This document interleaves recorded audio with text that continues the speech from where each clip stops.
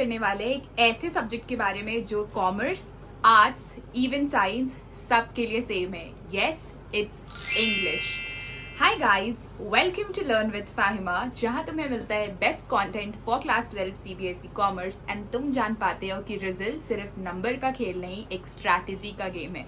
सो आज हम लोग बात करने वाले हैं 5 ऐसे माइंड ब्लोइंग हैक्स के बारे में जिससे तुम इंग्लिश में 100 आउट ऑफ 100 एकदम न्यू स्कोर कर सकते हो. So watch the video till the end, क्योंकि इंग्लिश या तो तुम्हारे परसेंटेज को बूस्ट करता है या तो ड्रैग. तो ये 5 हैक्स जान लो एंड तुम्हारा जो अभी लेटेस्ट टर्म 1 एग्जाम्स होने वाला है उसमें ये 5 हैक्स अप्लाई करके देखना and trust me, you will definitely score more than 70s out of 80 in your English paper. Start with hack number 1. So hack number 1 is the answer writing structure. 50% marks guaranteed है जब तुम जान जाओ कि English में answers कैसे लिखते हैं. ओके, सो सबसे पहले आंसर राइटिंग फॉर्मेट में मैं तुम्हें एक चीज बताऊं कि आंसर लिखना एक आर्ट है. ठीक है, इंग्लिश में आंसर लिखने से मार्क्स नहीं मिलते हैं, तुम आंसर को कैसे प्रेजेंट कर रहे हो उससे मार्क्स मिलते हैं. So let's talk about literature, क्योंकि लिटरेचर में ही तुम आंसर्स लिखते हो, क्योंकि ग्रामर और ये सब यूजुअली हो जाता है. अब लिटरेचर में जब तुम्हारे 2, 4 या 6 मार्कर क्वेश्चन आए तो उसमें तुम हमेशा पील फॉर्मेट यूज करो. Now I am explaining you the meaning of PEEL. ठीक है, पी फॉर पॉइंट. ठीक है, अब तुमको क्वेश्चन को डायरेक्टली आंसर करना है इन द फर्स्ट 2-3 लाइन्स. ठीक है, then comes E. E for explanation. अब जो तुम्हारा क्वेश्चन है तुम उसको एक्सप्लेन करना स्टार्ट करो in a very nice English की थोड़ा वो प्रेजेंटेबल लगे. Then again is E, so PEE में थर्ड वाला E stands for evidence. Add quotes from the text. अगर तुम्हें कोई भी ऐसा कोट दिख रहा है क्वेश्चन में या तुम्हें खुद से कुछ बुक की कोट्स वोट्स याद है तो उसको अपने आंसर में लिखकर पेंसिल से अंडरलाइन कर दो कि टीचर को लगे कि हाँ भाई बच्चे ने बुक पढ़कर आया है and is writing good answers. And finally the last comes is L. L is link. ठीक है, नाउ अब यहाँ पे तुम्हें अपने आंसर को उस थीम या उस मैसेज से कनेक्ट करना है जिससे चैप्टर रिलेटेड हो. तुम ऐसे नहीं समझोगे, I am trying to explain you with example. ठीक है, फॉर एग्जाम्पल तुम्हारा क्वेश्चन है how does Douglas overcome his fear of water. Chapter 3 deep water का क्वेश्चन है. P stands for directly answer the point of the question. ठीक है, सो अब तुम यहाँ पे डायरेक्ट आंसर करोगे कि उसने कैसे अपने फियर को ओवरकम किया, स्टार्टिंग के 1-2 लाइन में बिकॉज दिस दैट लिख करके. ठीक है, now the next stands for E comes for explanation. अब तुम एक्सप्लेन करना स्टार्ट करोगे कि वो उसने एक ट्यूटर के पास एडमिशन लिया. ठीक है, वहां पे उसने 3 फेज में अपने स्विमिंग को ठीक किया. ऐसे ऐसे तुम आंसर्स लिखोगे. ठीक है, now next comes is evidence. Evidence में तुम क्या करोगे, add quotes from the text. अब अगर तुम्हें ऐसा कुछ भी कोट वोट क्वेश्चन में दिया है, कभी दिया रहता है क्वेश्चन में, so that's a plus point for you. उसको ऐड करो, या तुम्हें खुद बुक वुक रीड करने से कुछ ऐसा कोट वोट याद आ रहा है तो उसको ऐड करो. And finally the last thing is link, connected to the theme और the message of the chapter. अब डोगलस वाले चैप्टर का मैसेज क्या था कि until and unless we are afraid of something ना, तब तक ही हम लोग को डर लगता है, और जब तक हम लोग उस चीज से डर रहे नहीं है ना तब तक हम लोग को डर नहीं लगेगा. तो तुमको इस मैसेज को कनेक्ट करना है. This is how you gain marks in English. Properly तुम्हें इस फॉर्मेट में आंसर्स लिखना है and 50% marks is here only the way you present your answers. Hack number 2, reading section. यहाँ पे तुम 20 में 20 मार्क्स अपने पक्के कर सकते हो. अब रीडिंग सेक्शन में तुम्हारा कॉम्प्रीहेंशन आता है 20 मार्क्स का. 2 कॉम्प्रीहेंशन होते हैं. ठीक है, स्टार्टिंग में. अब यूजुअली क्या होता है ना, तुम्हारा मैक्सिमम मार्क्स इधर ही कट जाते हैं बिकॉज लोग पैनिक करते हैं. पर मैं सच बताऊं कि रीडिंग सेक्शन सबसे ज्यादा स्कोरिंग होता है अगर तुम उसे प्रॉपरली पढ़ो. एंड गाइज, तुम्हें लगता है ना कि रीडिंग सेक्शन बहुत ईजी होता है जब तक तुम स्कूल के एग्जाम्स दे रहे हो. बोर्ड का reading section is very tough. तुम्हें कॉम्प्रीहेंशन में on an average 45 to 50 minutes लग सकते हैं. तुम्हारा इंग्लिश का आधा टाइम कॉम्प्रीहेंशन ले जाता है and even topper kids face this. So मैं तुम्हें बताती हूँ how to deal with comprehension. ठीक है, हमेशा कॉम्प्रीहेंशन पढ़ने मत जाओ. ठीक है, एंड पहले क्वेश्चंस पढ़ो, देखो क्वेश्चन क्या बोल रहे हैं, फिर कॉम्प्रीहेंशन रीड करो और ना आंसर्स को लाइट पेंसिल से अंडरलाइन कर लो, क्योंकि बोर्ड में तुम्हें क्वेश्चन पेपर में कुछ भी लिखना अलाउड नहीं होता है. So you can use light pencils after asking your invigilator. ठीक है, अगर उन्होंने हाँ बोला तो उन्हें लाइट पेंसिल से, एकदम लाइट पेंसिल से अंडरलाइन कर लो. पहले क्वेश्चन पढ़ो, फिर कॉम्प्रीहेंशन पढ़ो, अंडरलाइन कर लो. ठीक है, तो तुम्हें पता रहेगा कि इस आंसर का ये वाला क्वेश्चन है, वहां पे मार्क कर लो. अब जब तुम आंसर्स लिखोगे ना तो आंसर्स को बहुत बड़े बड़े ऐसे पैराग्राफ्स में नहीं लिखना है. 1 या 2 पॉइंटर्स लिखने. अपने आंसर्स को बहुत कट टू कट क्रिस्प रखो और एकदम शॉर्ट रखो, ताकि जो भी तुम्हारा टीचर पेपर चेक करेगा वो इरिटेट नहीं हो. सेकेंडली, मैं तुम्हें एक और चीज बताना चाहूंगी गाइस कि तुम्हें जब इंग्लिश का पेपर होना, जिस दिन भी तुम्हारा बोर्ड्स का, उसमें जो तुम्हें 15 मिनट्स रीडिंग टाइम मिले, तुम्हें पूरा पेपर नहीं पढ़ना है. तुम्हें कॉम्प्रीहेंशन सॉल्व करना है सबसे पहला चीज, क्योंकि अगर तुम कॉम्प्रीहेंशन 15 मिनट में एक कॉम्प्रीहेंशन भी सॉल्व कर लिया ना तो तुम्हारा एटलीस्ट 30 मिनट्स एग्जाम में बच सकता है. तो तुम्हें सबसे पहले कॉम्प्रिहेंशन सॉल्व करना है एंड तुम्हें अभी से ही कॉम्प्रिहेंशन में अपना बेस बनाना है, क्योंकि बोर्ड का कॉम्प्रिहेंशन टफ आता है बिकॉज वो थोड़ा स्कोरिंग होता है ना, तो बोर्ड उसको टफ कर देता है इंग्लिश पेपर में। इंग्लिश का पेपर बोर्ड में हमेशा टफ आता है, इट्स नॉट ईजी, ठीक है। तो वो थोड़ा बहुत माइंडफुली पेपर को तुम्हें अटेम्प्ट करना पड़ेगा बिकॉज इट्स थोड़ा लॉजिकल, ठीक है। सो तुम्हें हर दिन 1 से 2 पैसेजेस अभी से सॉल्व करने चाहिए जब भी फ्री हो, वंस इन अ वीक और वंस इन अ मंथ, ठीक है। एंड अगर तुम्हें बेस्ट रिसोर्स चाहिए जहां से तुम पैसेजेस या राइटिंग स्किल्स के कुछ भी सॉल्व कर सकते हो, like job application, invitation, notice writing, letter writing, anything, तो the best resource that I can suggest is the Oswal question bank for English. Guys honestly मेरे पिछले वीडियो में मुझे सबने कमेंट किया ना कि जब मैंने तुम्हें बताया था ना कि तुम्हें बीएसटी और अकाउंट्स की ओसवाल की क्वेश्चन बैंक ले लेनी चाहिए बिकॉज इट्स वेरी नाइस, तो मुझे लोगों ने कमेंट किया कि दीदी हम लोग इंग्लिश में ऑल इन वन खरीदे या क्वेश्चन बैंक ले ले। So I was also a bit dicey ना, सो मैंने ऑर्डर कर लिया है कि चलो ठीक है मंगवा कर ही देख लेते हैं कि दोनों में डिफरेंस क्या, because I can not just blindly suggest you anything, ठीक है। सो मैंने मंगाया and orange out face and everything latest edition ऐसे ही लगता है तुम्हारा इंग्लिश का। And when I compared all in one and question bank wins. It is way better than all in one, guys, and I absolutely love this question bank because ना जब मैंने दोनों को कंपेयर किया ना तो question bank, Oswaal question bank is having more varieties, hot question, practice passages and you have writing skills की बहुत सारी चीज like job application, letter, notice, invitation, सबके फॉर्मेट्स प्लस सैम्पल क्वेश्चंस की तुम बेहतर प्रैक्टिस कर पाओ, और वो भी जो हर साल जिस पैटर्न का बोर्ड में आता है वैसे ही। मतलब कि अगर तुमने इससे सारा writing skills and all practice कर लिया ना, तुम्हारा इंग्लिश में 80 आउट ऑफ 80 गारंटीड है। जब मैंने एनालाइज किया ना, I felt like this is the best book you can have for English.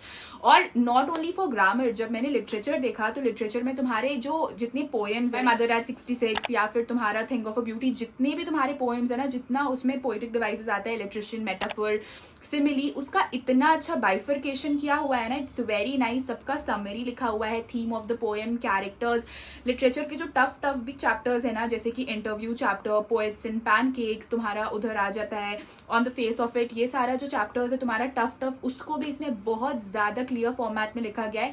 मतलब डिफिकल्ट से डिफिकल्ट चीज भी इजी पीजी है। लाइक मैंने एक दिन उसको पूरा एनालाइज किया ताकि मैं तुम्हें दोनों के बीच में डिफरेंस बता पाऊँ, इतना क्लियरली ऑल इन वन में नहीं लिखा हुआ है।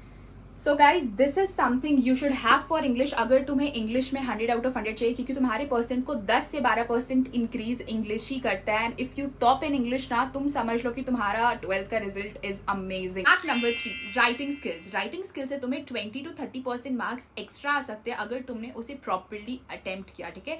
तो इसमें तुम्हें कुछ 3 से 4 चीज जरूर से जरूर फॉलो करनी होगी। सबसे पहले is the format. Writing skills में अगर तुम्हें फॉर्मेट आता है ना, then you will get crystal clear marks. For example you are writing notice ना, जो तुम नोटिस लिखते हो ना, किस टॉपिक के ऊपर नोटिस है, that's the actual content of the notice, उसका कोई भी मार्क्स नहीं होता है, 1 या 1.5 मार्क्स होते हैं। जो तुम्हारा हेडिंग है, तुम बॉक्स के अंदर नोटिस लिख रहे हो, टाइटल, डेजिग्नेशन, ये सब में तुम्हारा 3 to 3.5 मार्क्स होता है, ठीक है। तो फॉर्मेट इज द की अगर तुम्हें राइटिंग स्किल्स में मार्क्स चाहिए।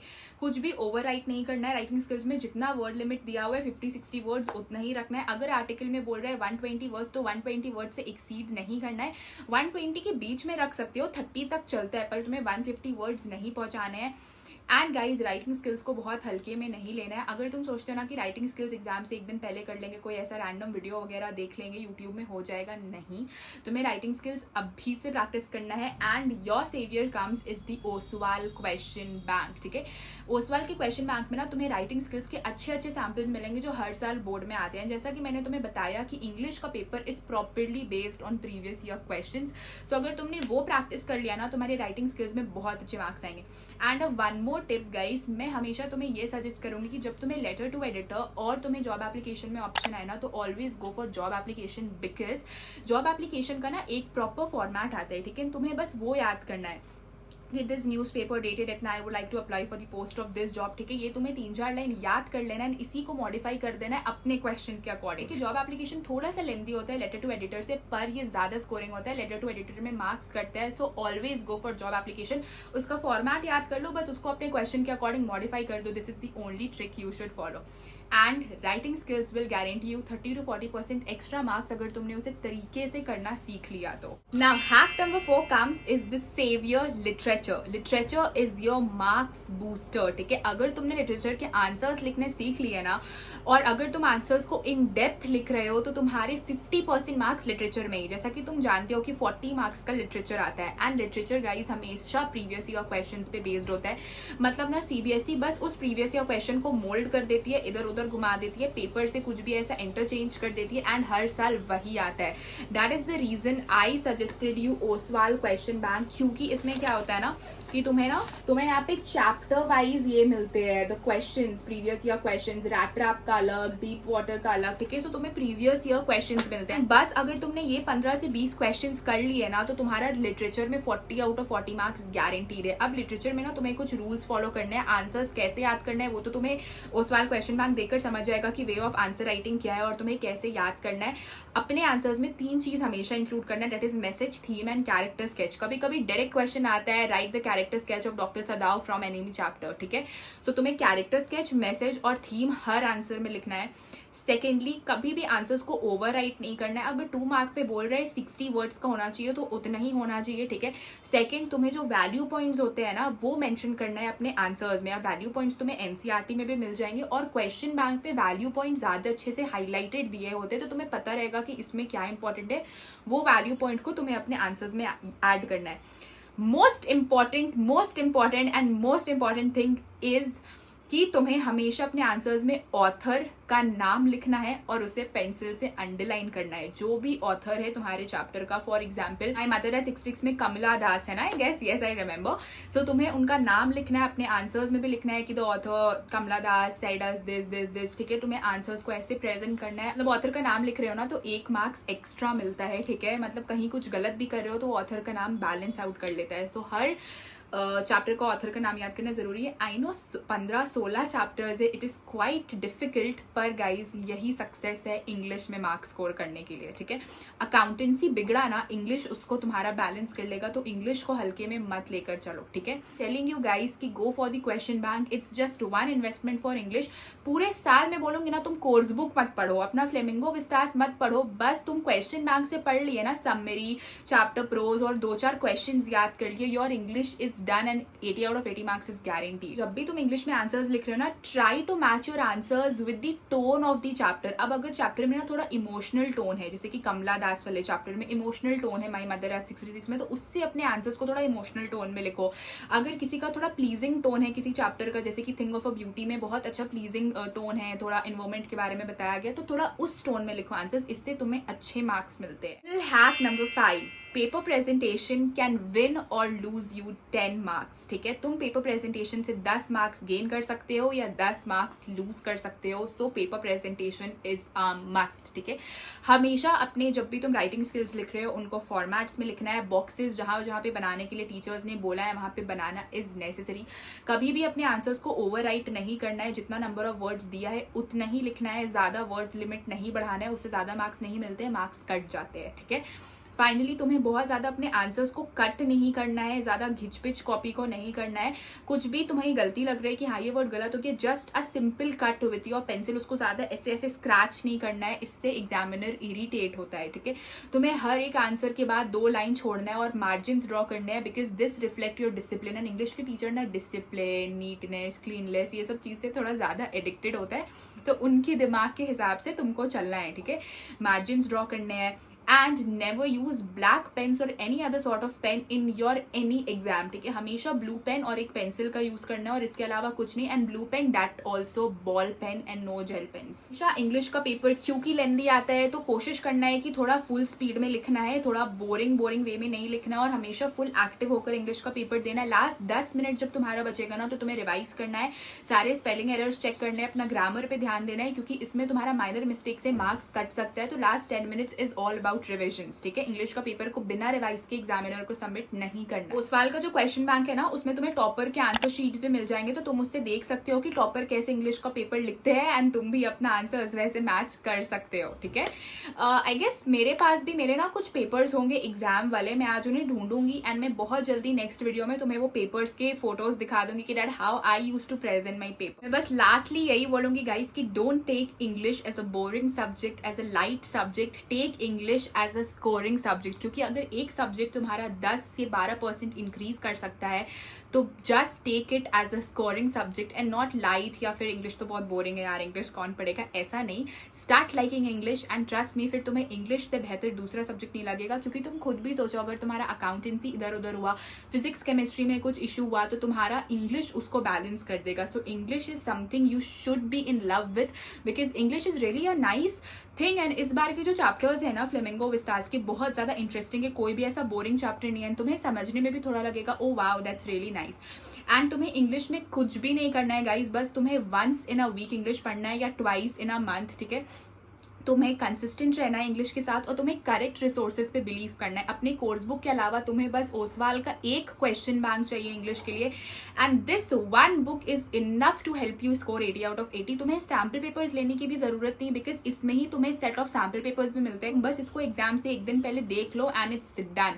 ओसवाल का क्वेश्चन बैंक का अगर तुम्हें लिंक चाहिए तो मैं उसे अपने डिस्क्रिप्शन बॉक्स में लिंक कर दे रही हूँ एंड अपने पिंड कॉमेंट में भी लिंक कर दे रही हूँ, तुम उनके वेबसाइट से ऑर्डर कर सकते हो। अमेजोन का भी लिंक डाल दूंगी, the authentic link where Oswal is selling their books on Amazon. तो तुम अमेजोन या फिर उनके खुद के वेबसाइट से परचेज कर सकते हो, but please purchase it from the authentic link, क्योंकि इधर उधर कुछ भी परचेज कर लोगे your money can be in a risk, और तुम्हें हो सकता है पुराना एडिशन मिल जाए या कुछ गलत मिल जाए। सो बेहतर होगा कि मैं तुम्हें लिंक्स डिस्क्रिप्शन में दे दे रही हूँ, तुम उससे अच्छे से परचेज कर लेना। ये क्वेश्चन बैंक परचेज करोगे ना तो purchase it before your term 1। अब 1-2 महीना में तुम्हारा टर्म 1 एग्जाम स्टार्ट हो जाएगा, उससे पहले ही परचेज करो एंड अभी से प्रैक्टिस करना स्टार्ट करो, ताकि टर्म 1 में तुम बेहतर मार्क्स स्कोर कर पाओ, because this is where your success start from your term 1। तुम ये 2 ट्रॉफीज देख रहे हो ना, एक 11 की है एक 12 की है, ये तुम्हारे पास भी हो सकता है अगर तुम अभी से ध्यान दे दो अपने 12th बोर्ड एग्जाम में। So this was all about the 5 mind blowing hacks of English that can help you score 80 out of 80। तो चलो, अगर आज की वीडियो अच्छी लगी हो तो मेरे चैनल को सब्सक्राइब कर देना। अभी तक सब्सक्राइब नहीं किया है तो अब कर लो, क्योंकि यहाँ पे तुम्हें मिलता है premium content, whether it's chapter explanation, tips, tricks, topper strategies and all the paper presentation hacks. तो मेरे चैनल को सब्सक्राइब कर लेना, लाइक करना, शेयर कर देना अपने फ्रेंड्स और फैमिली के साथ, और कॉमेंट में बताना कि तुम्हें आज की सबसे अच्छी हैक कौन सी लगी, एंड अगर तुम्हें ऐसे और भी वीडियोस चाहिए। Bye bye.